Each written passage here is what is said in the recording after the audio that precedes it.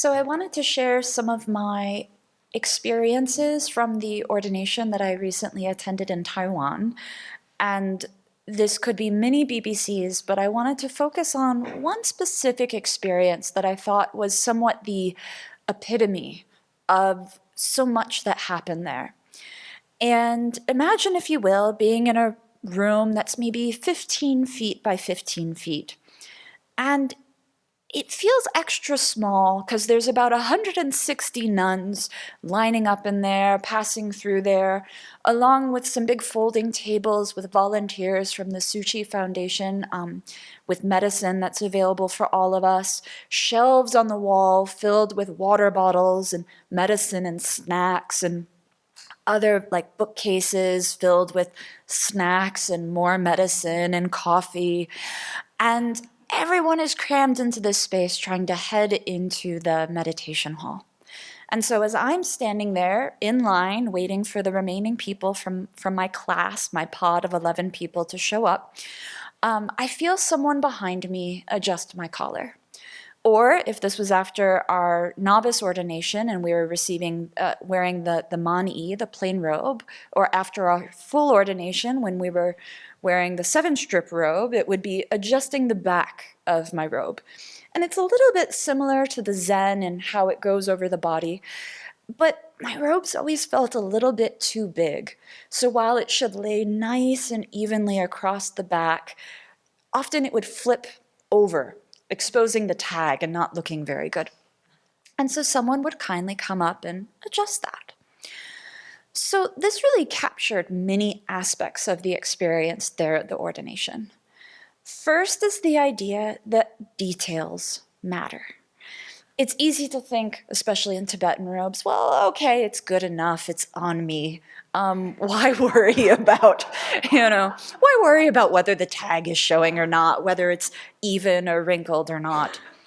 But so much of the practice there during these 6-7 weeks was on how the details matter.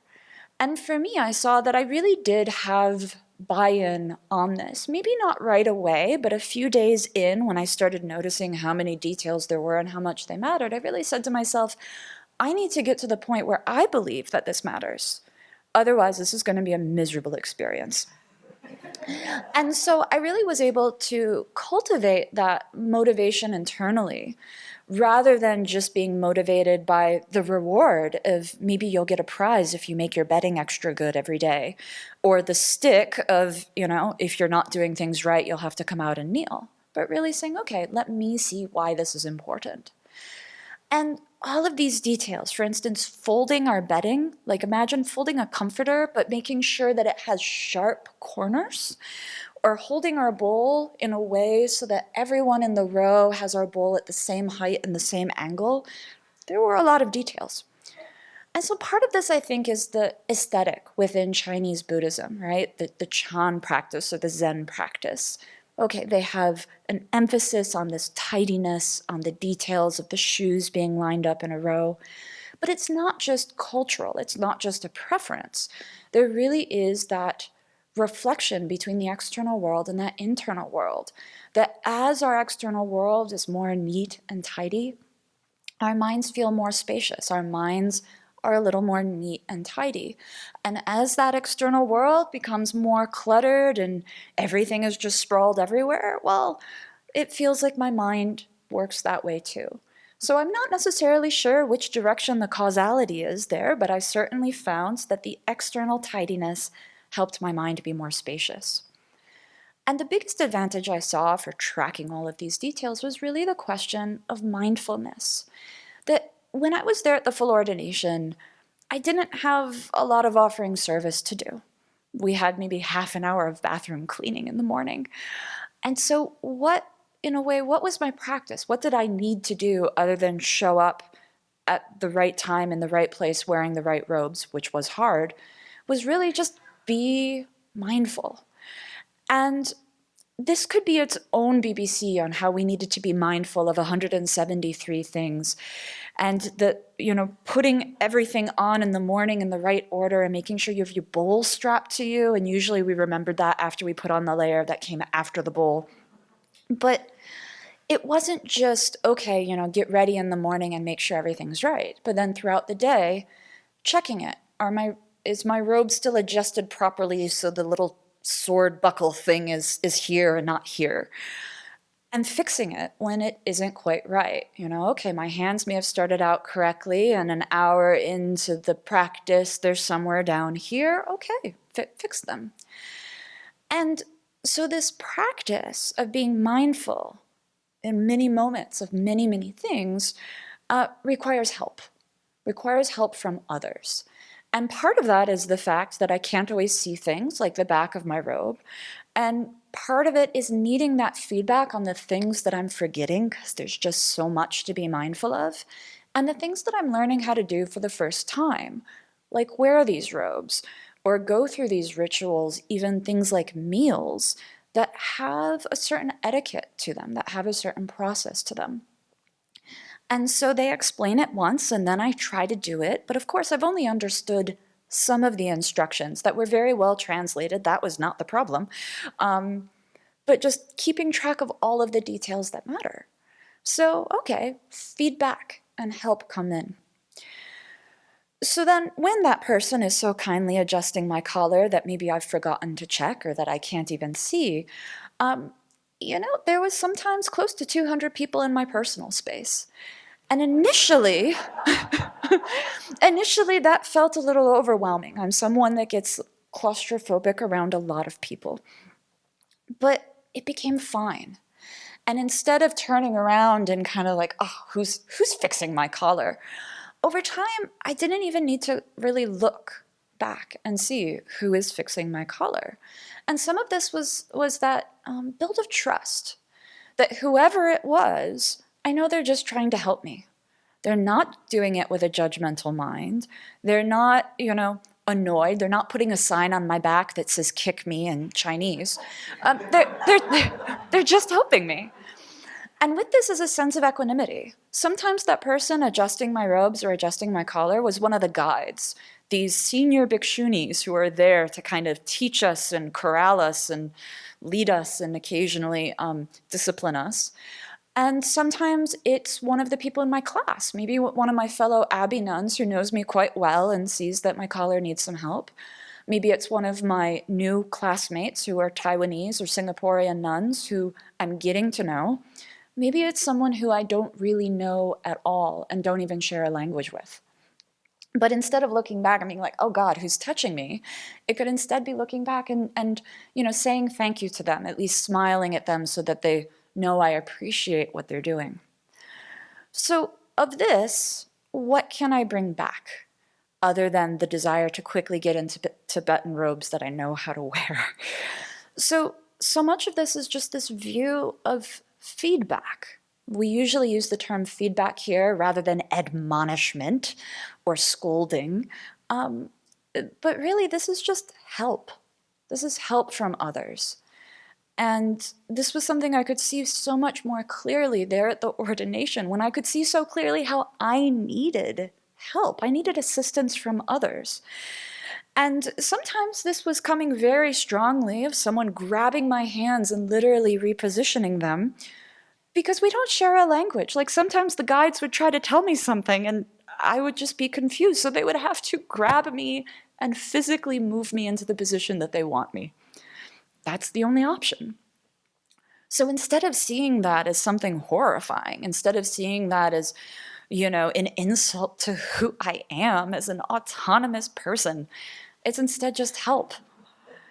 And how I thought about this, especially for those of you who don't have that experience of the people constantly adjusting your collar fresh in your mind, or who haven't had that experience, I think we've all had the experience of someone letting us know that we have something in our teeth. And I know for me, up here giving this BBC, that I would much rather be giving it without a bunch of green stuff in my teeth. But if there were some stuff in my teeth, it wouldn't be that big of a deal. In a way, it is just a detail. But etiquette, the way we comport ourselves, we prefer to not have food in our teeth when we're in front of people or even just going through our day.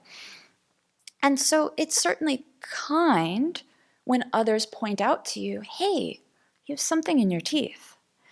And I think most of us take it that way. We don't take it as, oh my gosh, they're telling me I'm a bad person for having something in my teeth. Or they're just trying to mess with my confidence.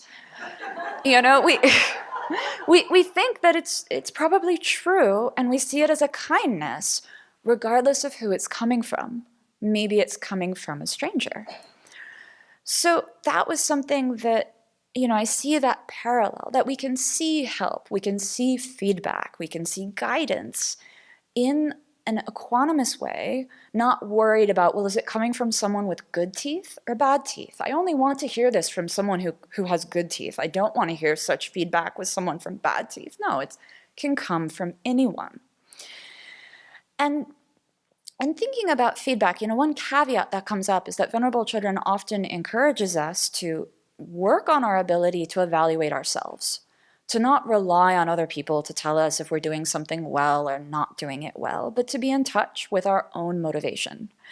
And that is certainly something that the ordination also gave us an opportunity to work on, to show up and not just say, I want to fold my bedding well for the sake of a prize, but why do I think this is valuable? What is my motivation?